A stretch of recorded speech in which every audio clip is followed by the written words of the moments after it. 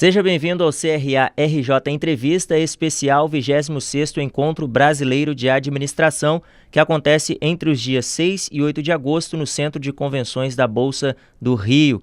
O tema principal desse evento é Para onde vai a administração? Nessa edição do CRA RJ Entrevista, a gente conversa com o Dorival Donadão, que ele é especialista em recursos humanos e marketing e também fundador da Donadão e Associados Desenvolvimento Humano e Organizacional, e ele vai trabalhar o tema A Incerteza Veio para Ficar, como conviver incerto, mas não indeciso. Seja bem-vindo, Dorival. Tudo bem com o senhor? Obrigado. Tudo bem. Dorival, a incerteza permeia todos os campos da vida humana e traz muitos problemas para as pessoas que não sabem lidar com essa questão de não saber o futuro. Mas quais os principais problemas decorrentes da preocupação exagerada com a incerteza? Bom, em primeiro lugar, acho que é uma mudança mais ampla e mais profunda do que a gente imagina, né? Porque não é simplesmente o contexto das empresas, das organizações, que de repente fica imprevisível, né? É um modelo mental reinante que muda. Então, o modelo mental, até muito recentemente, em termos de história da administração, era de comando e controle. Quer dizer, isso trazia estabilidade, desde a época taylorista e de Henry Ford, etc. O comando e o controle prevaleciam na dinâmica empresarial. Para o momento daqueles tempos, até fazia sentido. Isso dava, então, uma sensação de segurança e de previsibilidade muito grande. De repente, o modelo mental das organizações está mudando. Então, todas as novas gerações, todas as novas demandas da sociedade pedem flexibilidade e não controle exagerado. Pedem maleabilidade, né? Pedem raciocínio aberto, cabeça aberta. Então, as organizações estão numa fase de transição, dentre um modelo tradicional e conhecido de comando e controle, que trazia estabilidade, para um momento totalmente incerto, não sabido, né, do que vem no futuro, e até o modelo que virá no lugar desse modelo mental ultrapassado. Qual é o modelo vigente hoje? É o modelo da pura inovação, da abertura total? Ninguém sabe direito qual é o traço desse modelo. A gente está aprendendo a reconfigurar um modelo mental organizacional. E tem alguns sinais com relação a isso, né? Primeiro, a gente precisa ampliar o campo de visão. Durante muito tempo, todos nós de organizações convivíamos muito um com os outros só, né? Então, de repente, surgem algumas informações da neurociências, da antropologia, da psicologia do comportamento, de toda a revolução dos meios de informação e da internet, coisas que a gente não domina. A gente dominava as ciências exatas, né? Aí, de repente, vem as coisas que não são nada exatas, né? E a gente tem que aprender a dialogar e enxergar essas tendências. Isso dá, antes da incerteza, da inquietude. Na verdade, a gente está muito inquieto com o que será dos novos tempos em termos de gestão e administração, né? E aí você ficar preocupando demais também com aquilo que vai acontecer no futuro pode trazer alguns prejuízos, como a estagnação. Poderia ser isso também? Na verdade, você tem que avançar. A demanda que está pintando hoje é você construir o futuro e não esperar que ele fique delineado. Quer dizer, não espere contornos muito nítidos do futuro, porque não virão, né? O futuro é mesmo incerto, o futuro é muito imprevisível, vem por todos os lados. Então, você precisa antecipar o futuro antes que o concorrente antecipe, né? De repente, surge alguém, faz uma aposta, né, numa tendência e dá certo. Ter todos os dados das informações, ter todo o cenário bem claro e nítido, isso não existe mais. Quer dizer, você tem que ter um pouco de ousadia em construir o futuro, com alguns traços, né? Quer dizer, o que dá para a gente olhando todo o cenário de incerteza, o que dá para concluir de que é uma tendência real, não é uma especulação.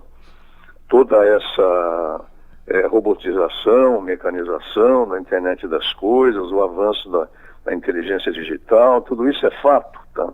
Como é que isso impacta o teu negócio? Que resposta que você vai dar? Então, preciso abrir a janela, olhar todo o cenário e dizer o que já está mais do que evidente de que não é só uma tendência, é uma realidade. E como é que eu lido com a incerteza? Então o caminho não é negar a incerteza ou ficar paralisado por ela, ou até se preocupar demais, como você falou com ela. É dar respostas mais equilibradas, né? Dar respostas mais maduras a isso tudo.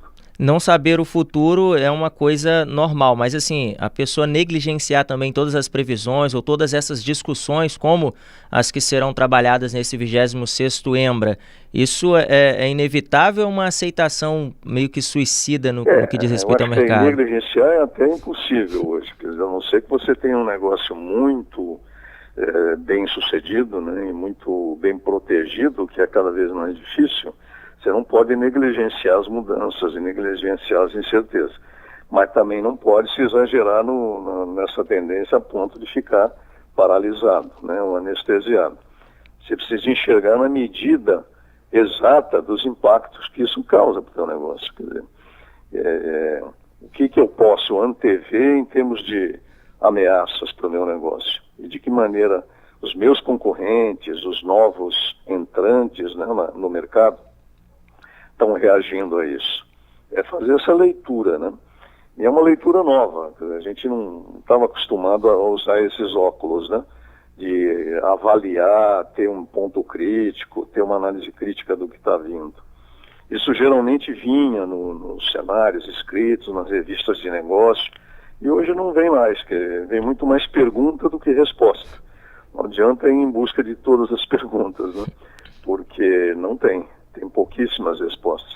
A gente tem que usar a massa crítica da organização, os dirigentes, os próprios funcionários, para gerar respostas plausíveis, né? Respostas viáveis para esse cenário de incerteza. Agora a gente falou sobre essa questão de não ficar paralisado, mas algumas pessoas acabam desistindo de seguir adiante por causa de toda essa insegurança que o futuro traz. Mas como na prática o administrador, o profissional, o estudante de administração, ele pode manter o foco no seu propósito apesar de todas essas inseguranças? Eu acho que é um jogo de cintura muito grande. Quer dizer, mais do que nunca a gente tem que ter uma enorme capacidade de abertura, né? De olhar para o mundo e ver o que está vindo, sem resistência, sem estereótipos pré-concebidos, né? Por exemplo, a questão da diversidade, da inclusão e da diversidade, que está acontecendo numa velocidade espantosa.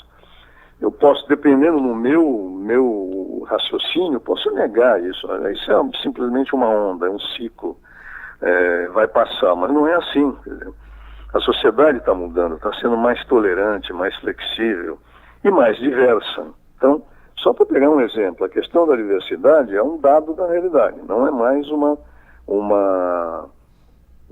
adivinhação, uma especulação.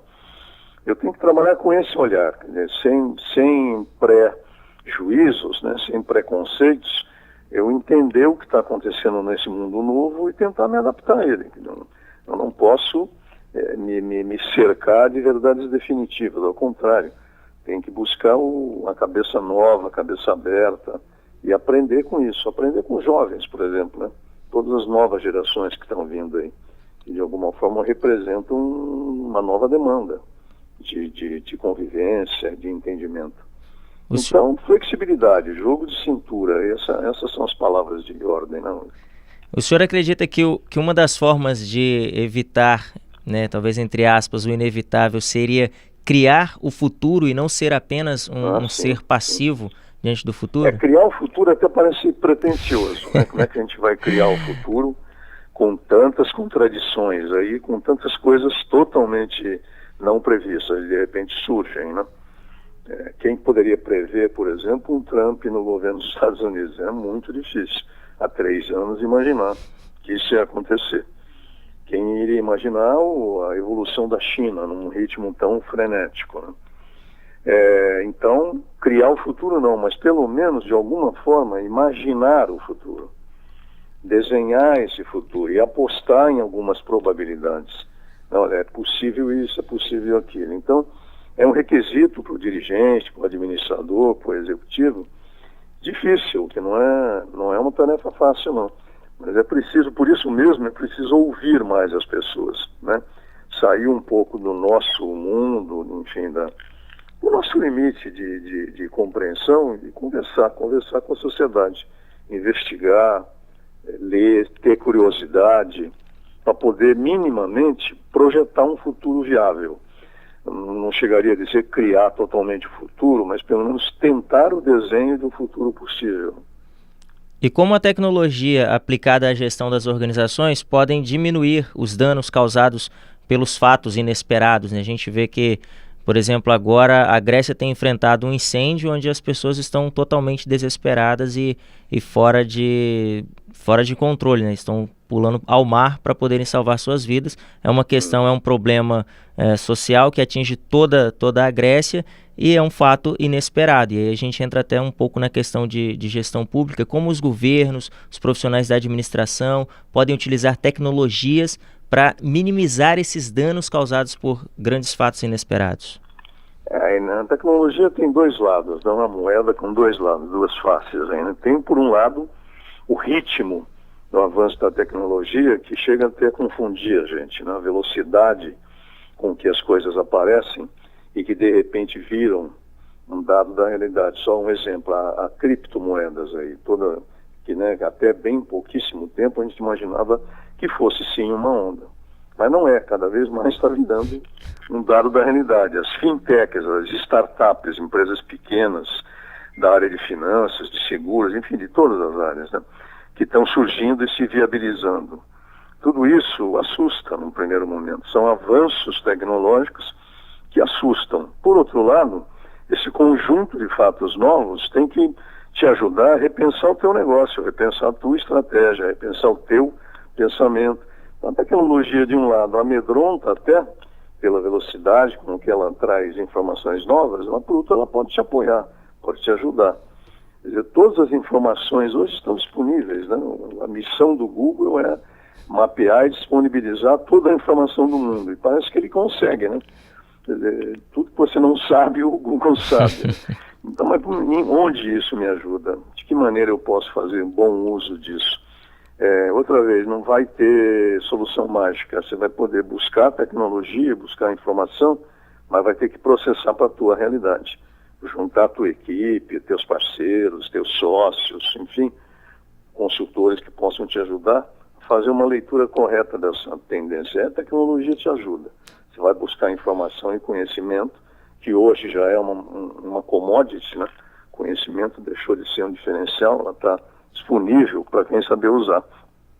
A questão é como é que eu uso esse conhecimento, como é que eu aplico, como é que eu adapto para o meu mundo, né? O conhecimento vem meio que pasteurizado, de que maneira que eu customizo esse conhecimento para a minha realidade. Então, a tecnologia ajuda, mas por outro lado também amedronta.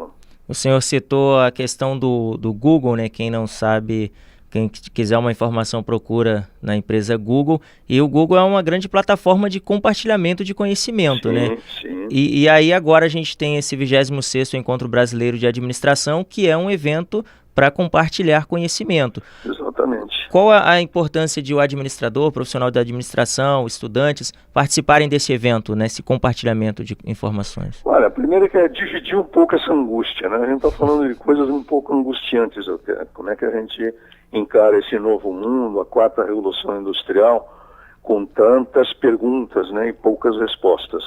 Então, um congresso como esse ajuda a gente a refletir sobre quais as respostas possíveis para esse mundo em mutação, esse mundo numa dinâmica permanente de nos fazer surpresa, né?